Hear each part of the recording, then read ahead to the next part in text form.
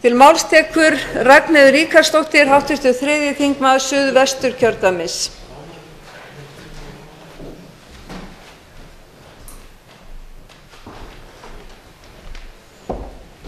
Virðulegur forseti. Við ræðum hér skýrslu utanríkisráðherra aðildarviðræður við Evrópusambandið, þróun mála innan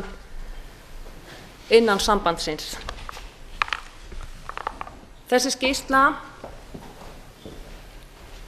var lögð fram hér á miðvikudaginn í síðustu viku. Þess var getið í haust að þessi skýrsla yrði unnin. Hún yrði tekin til umræðu í þinginu og síðan yrði framhaldið skoðað. Þetta var það sem lagt var upp með og ég taldi að yrði ferlið. Það hefur margt verið sagt þessa skýrslu og í þessar umræðu. Það er algjörlega ljóst að hér takast á ólík sjónarmið, ekki bara í þessum þingsal, heldur og út í samfélaginu. Þeir sem telja að ljúka eigi aðildarviðræðum við Evrópusambandið, fá hingað samning, leggja hann undir þjóðina í þjóðaratkvæðagreiðslu til samþykktar eða synjunar. Og hinir sem telja að það eigi að slíta viðræðum við Evrópusambandið og bera það ekki undir þjóðina. Þetta takast menn á. Það eru hins vegar af því virðist æðimargir í dag sem ekki eru hlynntir aðildarviðræðum við Evrópusambandið eða eingöngu í Evrópusambandið en óska eftir því að fá að taka afstöðu til þess hvort aðildarviðræður verða dregnar til baka eður ei. Í þessari skýrslu er margt að finna sem styður það sem ég greiddi atkvæði með 16. júlí 2009 að hefja aðildarviðræður við Evrópusambandið. Ég get fundið margt í þessari skýrslu sem styður þá ákvörðun mína og þá sannfæringu mína að það eigi að ljúka þessum viðræðum og bera það undir þjóðina. Ég geri mér hins vegar fulla grein fyrir því að það er líka margt í þessari skýrslu sem styður þá sem eru á öndverðri skoðun. Þannig að í sjálfu sér geta báðir aðilar fundið í þessari skýrslu skoðunum sínum stuðning. Við höfum rætt hér og það hefur farið hátt að þessu engar undanþágur eða sérlausnir að finna hjá Evrópusambandinu. Menn hafa samt bent á ýmis lönd sem hafa fengið undanþágur og varanlegar undanþágur eða sérlausnir eða hvaða orð menn vilja nota. Menn hafa nefnt hér til dæmis Danmörku varðandi fasteignir.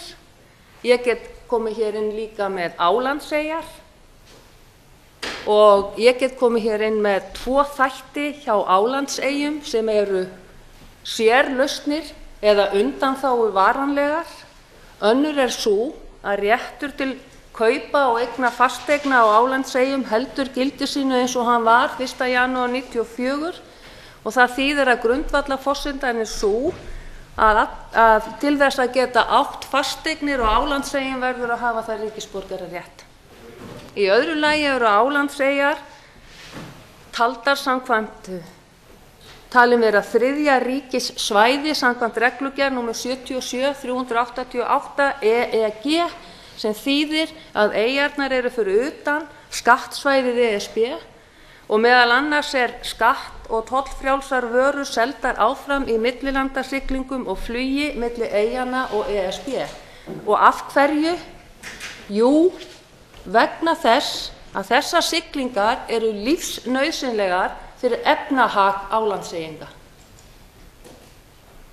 Og þegar maður finnur, virðulegur forseti, slíkar varanlegar undanþágur sem eru beintengdar og lífsnauðsynlegar fyrir efnahag einstakra þjóða, þá hef ég þá trú að sú sérstaða sem sjávarútvegurinn hefur á Íslandi myndi og hefur haft í íslenskum efnahagslífi frá örófi alda.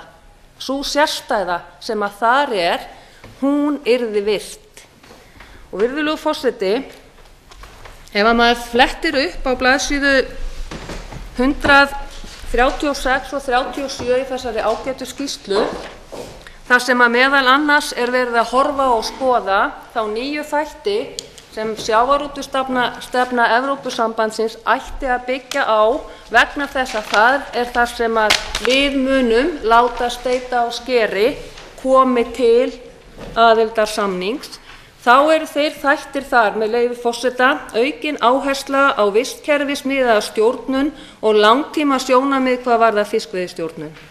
Notkun verndarsvæða, aðgerðir til að draga úr sóknarþunga, bann við brottkasti, aðgerðir til að efla smábátaútgerð, nýr sjóður sem ætlað að styrkja útveginn til að hann geti stundað sjálfbærari veiðar, veiti styrki til strandsamfélaga til að hjálpa þeim að skapa fjölbreyttara atvinnulíf, auk fjármögnunar verkefna sem skapa störf og auka lífsgæði fólk í sjávarbyggðum.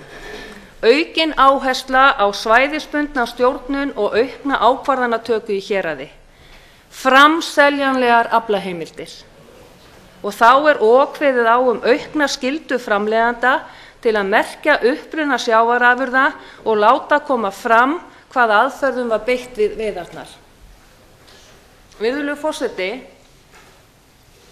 mér sýnist flest af því sem að þarna stendur,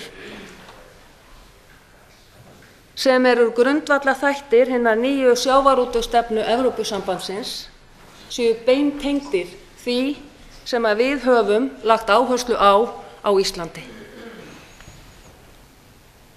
Og þess vegna, virðulegur forseti, mér fyrirmunað að skilja af hverju við óttumst að ræða þennan kafla og þennan þátt.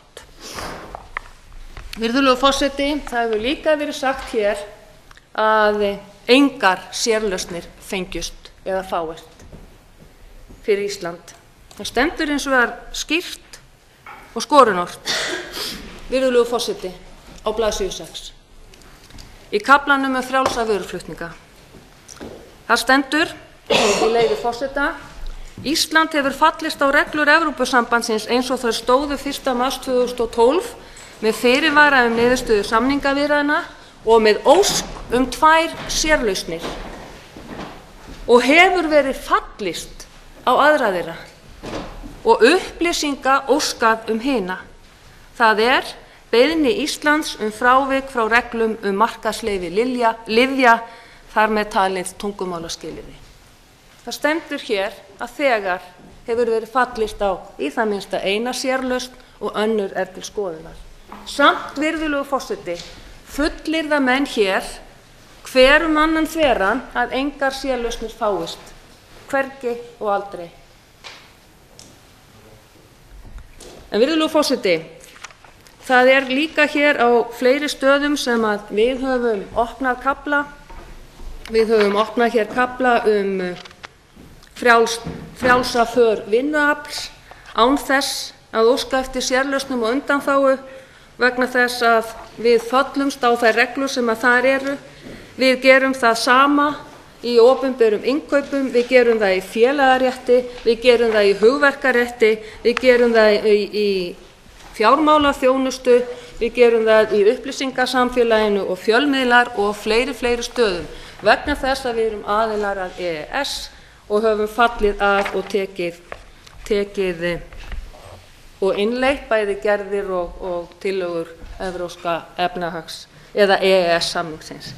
Og við höfum talað í þessum sal, jafnt þeir sem eru fylgjandi og þeir sem eru andvígir, að sá samningur hafi á margan hátt ýtt undir hagsæld á landinu frá því að hann var hér frá 1993 og 1994 þegar við samþykktum hann. En virðulegur forseti, Menn hafa líka sagt hér margoft að við höfum ekkert að neina að gera og færa fyrir því sín rök.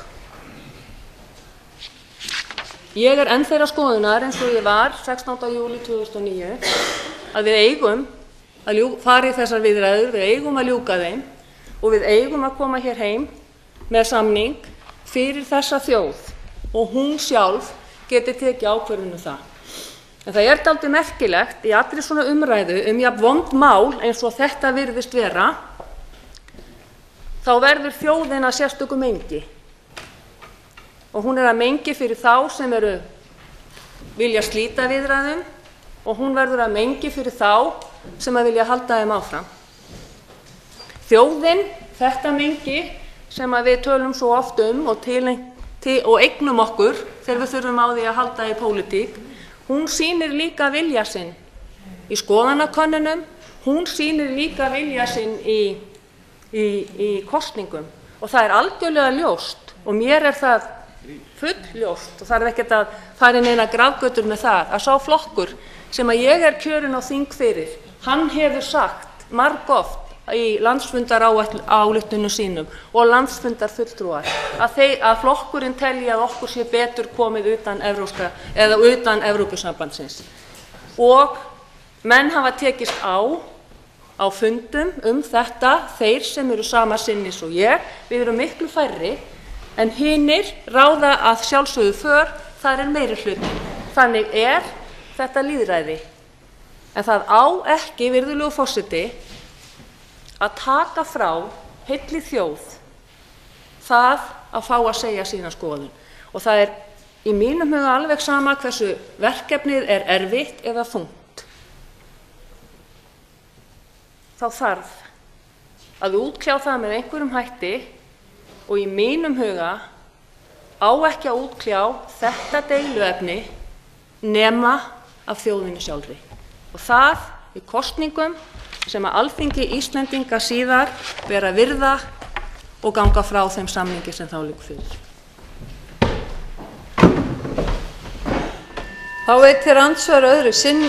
Þá svarar andsvari öðru sinni hv. 3. þingmaður Suðvesturkjördæmis Ragnheiður Ríkharðsdóttir.